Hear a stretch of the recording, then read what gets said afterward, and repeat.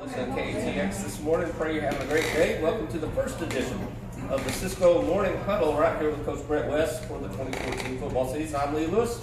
We're live here at First Financial Bank on Conrad Hilton, beautiful Cisco, Texas. With all brand spanking new this morning after the rain last night. Very grateful for that. Thanks again for listening in. If you're close by and you want, drop on in. The seats are filling up, but there's fresh coffee and cookies out for everyone. If you want to stop in and say hello this morning, I'm sure the fine folks at First Financial Bank would appreciate that. And while you're here, tell them thanks for having us every week. Doesn't seem possible that another football season has come, but here we are, August 29th. It's time to begin a new season. Coach West, glad you're here with us.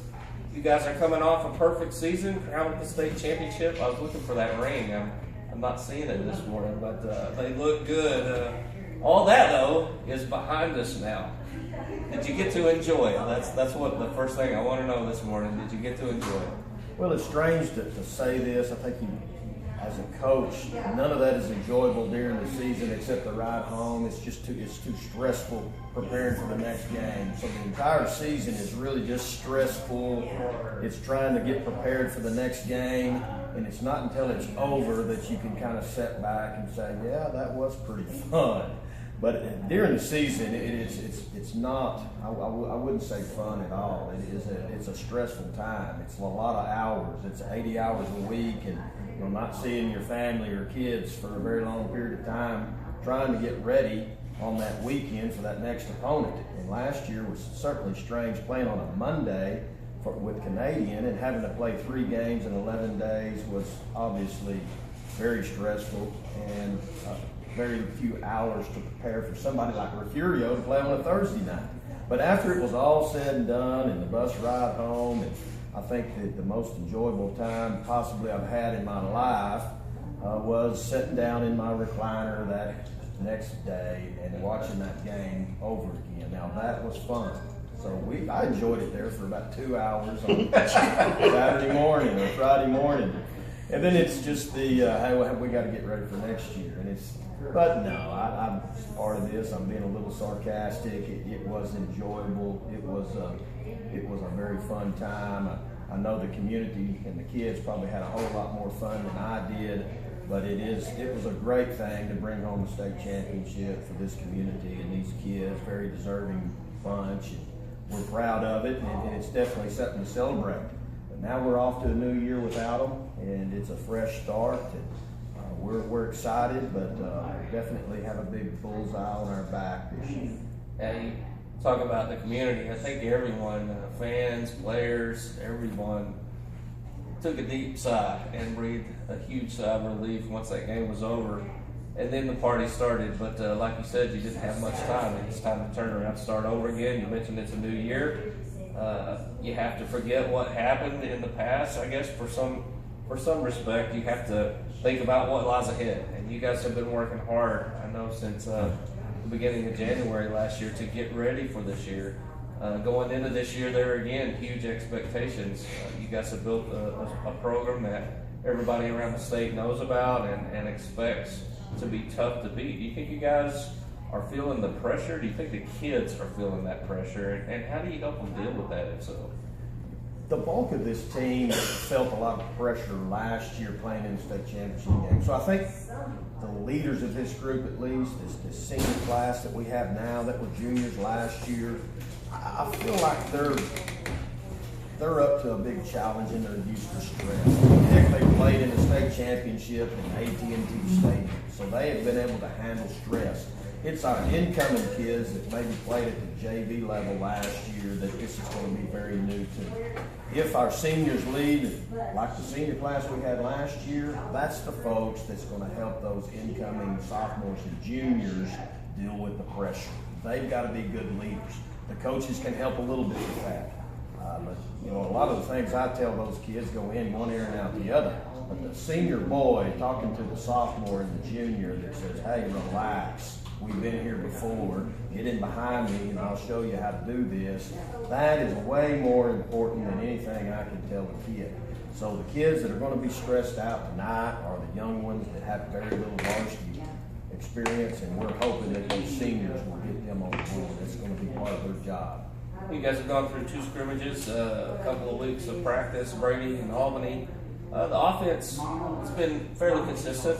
The defense, it looks like right now, maybe at least from the spectator side, maybe they're a little ahead of where you are on offense at this point. How does the staff feel after the first couple of scrimmages? I'm with you. I thought our defense looked good. Very few mistakes. That's something that we had a lot of last night with a young freshman in JV. But the varsity scrimmages, at least, there's very few things that we're having to coach. There was a few times that we lost a one-on-one battle with a big offensive lineman, or maybe a fast running back just got the cutback lane on us when somebody got hooked. But there was very little coaching going on, so they knew our base offense. Very, very few mental mistakes there. And in scrimmages, that goes a long way. In the game, that's a different thing that we're going to have to deal with, a different challenge because of the depth that we have.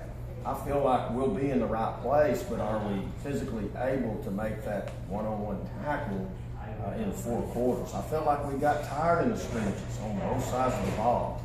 As thin as we are, we're going to have to stay focused and maintain discipline in the 3rd and 4th quarter. One missed tackle can get to the end zone. And that's my big fear today. I think we'll know what to do. I think we'll line up in the right place defensively. Coach Brunson's going to have them well coached. But can we make that saving tackle, that one-on-one tackle in space? Is our defensive lineman going to be in shape enough to prevent from being hooked on that tall sweep and allow them the cutback lane? These are all the things that we're worried about in the second half on defense. Now, offensively, we graduated some great weapons last year. It won't be as easy to get in the end zone. We've already had this conversation with our kids. Last year, we had a lot of 3-play drives. There were so many weapons that could go 60 and 70 yards and get in the end zone and celebrate, and let's get the extra point team out there. This team is a little more of what we've had in the past. It's a 4-yard, a puddle of blood type team that cannot have penalties and turnovers to maintain drives. It's way different than we've had in probably the past 2 years. Landon Lewis has an opportunity to break some long ones, but Breckenridge knows that. And they're definitely going to key on him. So we'll have to have other kids step up and be big playmakers, hopefully for us. But our expectations are the 4 yards, having the short opportunity on 3rd down to progress the drive, and we'll have very few probably in the next 2 or 3 weeks, big plays. It's going to be drives this year. We've got to be good at it. Our offensive line has got to be able to block down and kick out, and that's something we struggle with in scrimmages. There are a lot of factors that go into the success of a team during the course of the season, and one of those that we got spoiled last year, just didn't have a lot of injuries. And it seems like the point it seems tonight's game, we've already had more injuries this year than we had all last year put together. And that's something that we'll talk about during the season, but I know you guys have already had to address that. We have. We're thin. We knew coming in we're thin. I think I handed out 21 jerseys today in the varsity dressing room, and several of those will not play tonight. Compared to other people that are going to put 33, I believe Breckenridge had 33 suited up. Wall will have close to 40 suited up. So the next 2 weeks is definitely a huge disadvantage as far as numbers go, but we've dealt with this for 14 years that I've been in Cisco. We typically don't have great numbers. Our kids play with great heart, and tonight will be no exception. We're going to have to play hard. Most of our kids will get very little rest. Most of our kids will play more plays than the kids from Breckenridge because they're 2-way kids. There's no getting around it. Our kids will have to work harder than theirs in most situations because I can't get them off the field and rest them. Many of them are on special teams as well. So it's just a fact that we have to get through, and hopefully our kids are tough enough to get that job done. All right, it's time for us to take our first break here on the Cisco Morning Huddle live at First Financial Bank in Cisco. Thanks for listening in. Drop by if you have the opportunity to do so. We'll be back in 2 minutes.